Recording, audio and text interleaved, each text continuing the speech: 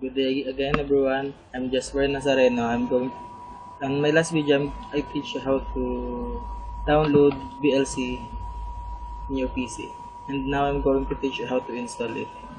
You should go to your download path and you can see the VLC-2-2-1-Windows32.exe.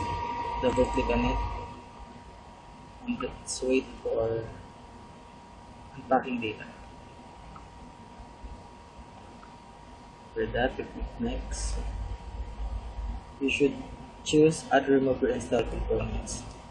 Click next. And you should click this or uncheck whatever you want. And next, and let's wait for it.